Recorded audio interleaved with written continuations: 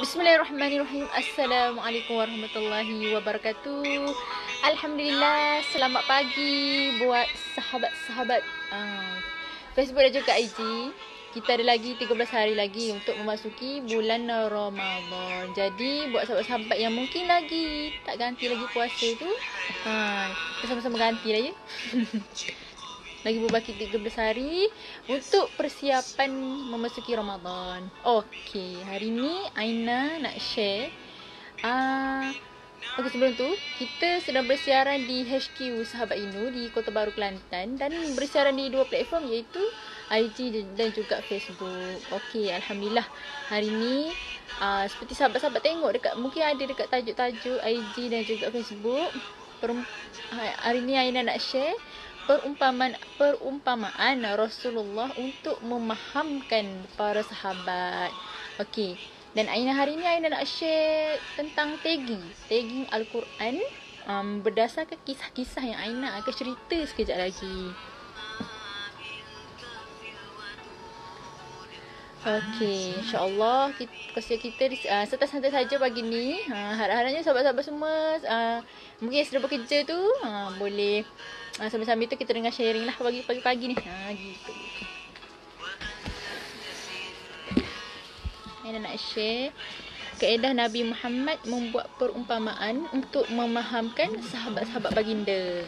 Okey, cerita yang pertama. Sebenarnya ada 4 kisah yang Aina nak ceritakan dekat sini. Dan kisah yang pertama ialah tentang perumpamaan tentang, kita tengok ayat. Perumpamaan kehidupan di dunia. Perumpamaan kehidupan di dunia ni ada satu kisah hadis riwayat Imam Bukhari, daripada hadis, jadilah kamu seperti orang asing ataupun bermusafir ataupun foreigner, seperti foreigner kita duduk dekat dunia ni. Dan ibarat macam kita pergi melancong lah dekat Perth ke, dekat Switzerland ke, dekat Australia ke, dan kita tak menetap di sana tapi kita pergi jalan-jalan, kita berpada-pada lah. Maksudnya kita tak menetap selamanya di negeri orang.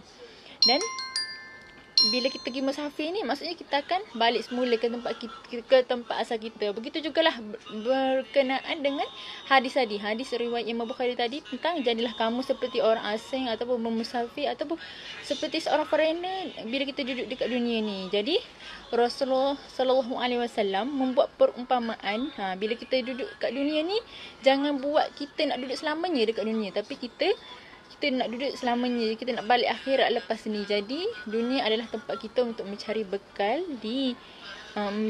untuk akhirat nanti. Gitu. Dan Aina nak share juga berkenaan daripada kisah ni, ada satu tagging ayat mengenai perumpamaan kehidupan di dunia.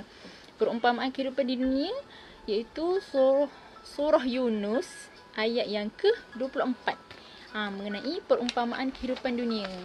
Ni sini. Kita ada tagging ayat macam ni. Tagging ayat yang warna oranye tu. Warna oranye ni. Okey, perumpamaan kehidupan dunia. Aina baca maksud dia sikit. Sesungguhnya perumpamaan kehidupan duniawi itu adalah seperti air hujan yang kami turunkan dari langit, lalu tumbuhlah dengan suburnya. Kerana air itu, tanam-tanaman bumi di antaranya ada yang dimakan manusia hingga dan binatang ternakan. Sebenarnya penjelasan dia agak panjang, tapi begitulah perumpamaan kehidupan di dunia ni. Ibarat kita kehidupan dunia ni hanyalah sementara, gitu. Okey, dan seterusnya Aina nak share kisah yang kedua. Okey, tadi perumpamaan yang pertama iaitu tentang kehidupan di dunia, di mana kita hanyalah sementara kehidupan di dunia. Dan yang kedua, kisah yang kedua. Okey, kisah yang kedua ni dia mengenai satu situasi di mana Rasulullah tanya sahabat ni. Okey, Rasulullah ada tanya sahabat ni, okey, jika di hadapan rumah kamu ada sungai. Ada sungai. Bayangkanlah orang Arab ni kan duduk pada pasir kan. Bayangkan ada sungai di hadapan rumah mereka. Ada sungai, dan di sungai tu kamu mandi 5 kali sehari. Dekat sungai depan rumah tu kita mandi 5 kali sehari. Dan agak-agaknya ada tak lagi kotoran yang melekat di badan kita bila kita mandi 5 kali sehari ni. Nak ayatnya, nak cakapnya bersih lah. Kita mandi 5 kali sehari ni bersih lah. Bersih. Dan itulah perumpamaan daripada situasi ni. Itulah kesan solat yang kamu buat 5 kali sehari. Subuh, Zuhur, Asar, Maghrib, Isya. Jadi perumpamaan yang Rasulullah buat kat sini ialah bila mana air sungai tu kita mandi 5 kali sehari. Begitulah perumpamaan dengan solat. 5 kali sehari kita solat, 5 kali sehari ni, tapi kita tunaikan solat tu dengan baik, dengan sempurna. Nescaya Allah akan ampunkan dosa-dosa. Jadi sebenarnya inilah ada antara situasi-situasi di mana yang Rasulullah buat perumpamaan sebab nak memahamkan sahabat ni. Okey. Yang ke seterusnya, daripada kisah Rasulullah buat perumpamaan 5 kali sehari solat ni, kita ada tagging juga mengenai ayat tersebut. Tagging yang kedua daripada kisah tadi ialah kita ada tagging tentang ibadah utama iaitu solat. Tagging ni mengenai ibadah utama iaitu solat, surah Al-Ankabut ayat yang ke-45. Kita ada tagging ibadah utama solat. Yang warna biru tu. Okey, yang bermaksud bacalah kitab Al-Quran yang telah diwahyukan kepadamu, yakni Muhammad, dan laksanakan solat. Sesungguhnya solat itu mencegah daripada perbuatan keji dan mungkar. Sesungguhnya solat itu mencegah daripada perbuatan keji dan mungkar, dan ketahuilah mengingati Allah, yakni solat itu lebih besar keutamaannya daripada ibadah yang lain, dan Allah mengetahui apa yang kamu kerjakan. Begitulah macam kisah yang Ana ceritakan tadi. Bila kita mandi 5 kali sehari, kotoran akan hilang daripada badan kita. Begitu jugalah dengan solat 5 kali sehari, kita tunaikan dengan khusyuk, kita tunaikan dengan sempurna, insya-Allah akan terhapuslah dosa-dosa itu dan mencegah kita daripada perbuatan mungkar. Okey, dua kisah Rasulullah buat perumpamaan dan 2 tagging ayat yang Ana share tadi. Alhamdulillah. Okey, yang seterusnya, kisah yang ketiga ialah perumpamaan amar ma'ruf nahi mungkar. Cerita yang ni kita boleh bayang, kita boleh imajinasi. Okay. Ada sekumpulan manusia berlayar di atas satu kapal yang besar. Sekumpulan manusia Rasulullah bagi perumpamaan ada dekat satu kapal besar ni ada sekumpulan manusia sedang berlayar di kapal laut. Okey, yang di kapal besar ni ada dek atas dan ada juga dek bawah. Ada di atas dan juga di bawah. Okey. Jadi ada orang dekat di atas, ada orang dekat di bawah. Dan orang bawah ni, ada satu situasi di mana orang bawah ni nak air tapi tak nak minta tolong dengan orang atas. Dan dia nak mudah. Jadi dia nak mudah sebab dia dah ada dekat bawah tu. Okey, bila dia ada dekat bawah tu, sebab dia tak nak minta tolong orang atas, dia tebuklah kapal tu. Sebab nak air. Jadi bila dia tebuk kapal tu, jadi orang atas ni tak tahu. Tak tahu apa yang orang bawah buat ni sebenarnya. Tiba-tiba maksudnya macam orang atas ni suka hatilah orang bawah nak buat apa. Dan orang bawah ni pula ikut suka dia lah dia nak buat apa. Maksudnya saling yang atas dan yang bawah saling macam buat hal sendiri. Dan bila orang bawah tebuk kapal di bawah tu, jadi air akan masuk lah. Dan kapal pun karam. Dan air yang masuk tu akibat daripada orang bawah yang tebuk lubang dekat bawah tu tadi. Jadi begitulah dengan amar ma'ruf nahi mungkar. Bila kita dengar perkara mungkar, kita tak larang. Jadi bila datang bala, semua akan kena.